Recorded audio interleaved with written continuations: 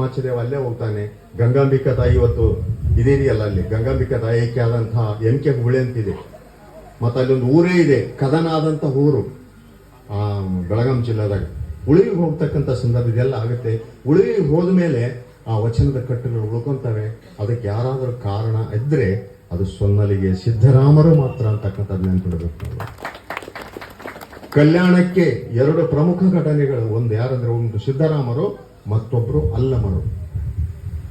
ಇವರಿಬ್ರು ಆ ಕಲ್ಯಾಣಕ್ಕೆ ಬರದೇ ಇದ್ರೆ ಅದು ಏನಾಗ್ತಿತ್ತೋ ಗೊತ್ತಿಲ್ಲ. ಬಟ್ ಈ ಮೆರಗು ಬರ್ತಿತ್ತೋ ಗೊತ್ತಿಲ್ಲ ಸಿದ್ಧಾಂತಕ್ಕೆ. ಎಂತ ಸಿದ್ಧಾಂತ ಅಂದ್ರೆ ಇನ್ನು ನೆನ್ಪಿಟ್ಕೋಬೇಕು. ಕರ್ನಾಟಕದ ಜನ, ಕರ್ನಾಟಕದ ಸಮೂಹ ಏನ್ ನೆನ್ಪಿಟ್ಕೋಬೇಕಂದ್ರೆ ಅದ್ಭುತ ಸಿದ್ಧಾಂತ. ಕಾಯಕದಲ್ಲಿ ದೇವರನ್ನ ಕಾಣತಕ್ಕಂಥದ್ದು. ಯಾವ ಆಚರಣೆಗಳಿಗೂ ದೇವಸ್ಥಾನಗಳಿಗೂ ಹೋಗಲಾರದೆ ತನ್ನೊಳಗನೆ ದೃಷ್ಟಿಯೋಗದ ಮೂಲಕ ದೇವನನ್ನ ಕಾಣತಕ್ಕಂಥದ್ದು. ದೃಷ್ಟಿಯೋಗದ ಮೂಲಕನೇ ನನ್ನೊಳಗೆ ಅಡಗಿರುವ ದೇವನನ್ನ ಕಾಣತಕ್ಕಂಥದ್ದೇನಿದೆಯಲ್ಲ, ಈ ಸಿದ್ಧಾಂತವನ್ನ ಬೇರೆ ಎಲ್ಲೂ ಕೊಟ್ಟಿಲ್ಲ. ಇನ್ನು 10-15 ವರ್ಷ ನಾವು ಹಿಂಗೆ ಬಿಟ್ರೆ ಪರದೇಶದವ್ರು ಹೋಗಿ ತಮ್ಮದೇ ಸಿದ್ಧಾಂತ ಅಂತೇಳಿ ತಗೊಂಬಂದು ಇಡ್ತಾರೆ. ಇಲ್ಲಿ ಗ್ಯಾರಂಟಿ ಐತಿದ್ರು. ಅಷ್ಟೊತ್ತಿಗೆ ಎಚ್ಚರ ಆಗ್ಬೇಕು. ಇವತ್ತು ಲಿಂಗಾಯತರು ಅಂತಕ್ಕಂಥವ್ರು ಇವತ್ತೇನು ನಾವು ಇಲ್ಲಿ ಕರ್ನಾಟಕದಲ್ಲಿ ಇದೀವಲ್ಲ, ಎಲ್ಲಾ ಸಮುದಾಯದ ಪ್ರತಿನಿಧಿಗಳಿವರು. ಏನ್ 12ನೇ ಶತಮಾನಕ್ಕಿಂತ ಪೂರ್ವದಲ್ಲಿತ್ತಲ್ಲ ಶೂದ್ರರು, ಶೂದ್ರ ವರ್ಗದಿಂದ ಬಂದಂಥವ್ರು ಎಲ್ಲರೂ ಸಹಿತ ಬಸವಣ್ಣನನ್ನು ಒಪ್ಪಿ ಲಿಂಗ ತಗೊಂಡೋದಕ್ಕಾಗಿನೇ ಇವತ್ತು ಲಿಂಗಾಯತರನ್ನು ಅನ್ಸ್ಕೊಂಡ್ರು.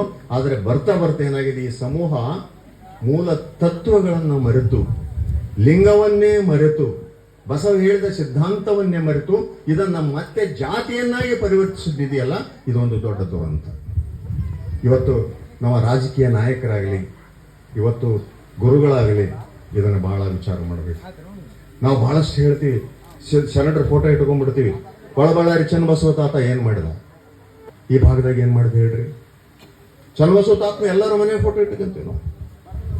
ಎಲ್ಲ ಸರ್ವ ಜನಾಂಗರು ಯಾರು ಇದನ್ನ ಕೇಳ್ತಾರೆ, ಅವ್ರಿಗೆಲ್ಲರಿಗೂ ಲಿಂಗ ಧಾರಣೆ ಮಾಡಿದ ಸರ್ವ ಜಾತಿಯವರಿಗೆ.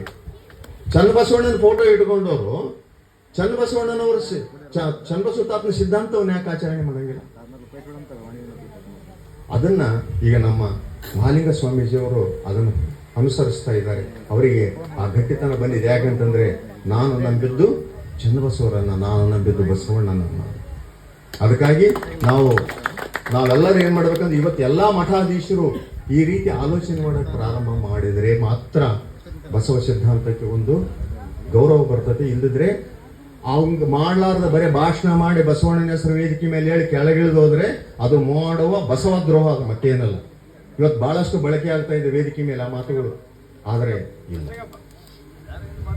ಈ ನೆಲೆಯಲ್ಲಿ ವಿಚಾರ ಮಾಡಬೇಕಾಗಿದೆ. ನಾವು ಬಹಳಷ್ಟು ಮೊನ್ನೆ 18ನೇ ತಾರೀಕು ಬೆಳಗಾಂನಲ್ಲಿ ಒಂದು ಮಠಾಧೀಶರ ಸಮಾವೇಶ ಆಯ್ತಿರ್ಬೋದು. ಒಂದು 60-70 ಜನ ಸ್ವಾಮಿಗಳು ಬಂದಿದ್ರಲ್ಲಿ. 3000 ಮಠದವರು, ಬೆಳಗಾಂ ಗದಗಿನವರು, ಬಹಳಷ್ಟು ಮಂದಿ, ಬೀದರ್ದವರು ಎಲ್ಲರೂ ಬಂದು ಅಲ್ಲಿ ಇದೇ ಚರ್ಚೆ ಆಯ್ತು. ನಿಜವಾಗಿ ಬಸವಣ್ಣ ಕೊಟ್ಟಂತ ಧರ್ಮವನ್ನ ನಮ್ಮ ಮಠಗಳು ಉಳಿಸ್ತಾ ಇದಾವೋ ಇಲ್ಲೋ? ಏನ್ ಮಾಡ್ತಾ ಇದಾವೋ ನಮ್ಮ ಮಠಗಳು? ಉಳಿದವರು ಬೇಡ, ನಾವು ವಿರಕ್ತ ಪರಂಪರೆಯ ಮಠಗಳ ಮೂಲ ಕಾರ್ಯ ಏನೈತಿ ಇವತ್ತು?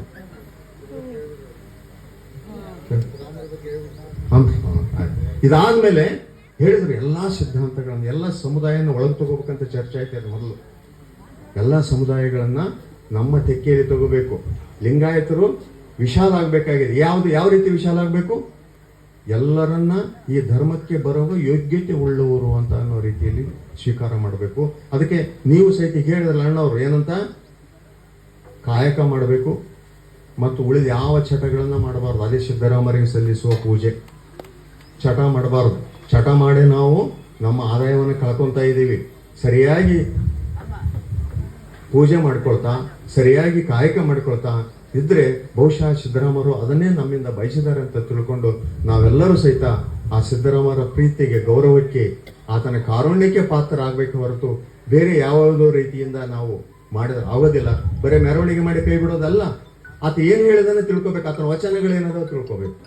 ಅದಕ್ಕಾಗಿ ಯುವಕರು ಏನಿದ್ರಿ, ನೀವು ಈ ಸಮಾಜದ ಯುವಕರು ಅದೇ ಪಾಲನೆ ಮಾಡಬೇಕು. ಅಪ್ಪ ಅವ್ರು ಇದ್ದಾರೆ ಊರಾಗ, ಅವರು ನಿಮಗೆ ಲಿಂಗ ದೀಕ್ಷೆ ಕೊಡೋಕೆ ತಯಾರಿದ್ದಾರೆ. ನೀವು ಶುದ್ಧರಾಗಿ ಲಿಂಗ ತಗೊಂಡು ಕಾಯಕ ಮಾಡ್ಕೊಳ್ತಾ, ಪೂಜೆ ಮಾಡ್ಕೊಳ್ತಾ ಬದುಕಿದರೆ ಖಂಡಿತವಾಗಿ ಸಹಿತ ಶರಣರಿಗೆ ಸಲ್ಲಿಸಿದ ಗೌರವ ಆತಕ್ಕೆ ಅಂತ ತಿಳ್ಕೊಂಡು ನಾನು ಒಂದೆರಡು ಮಾತನ್ನು ಸಲ್ಲಿಸ್ತೀನಿ.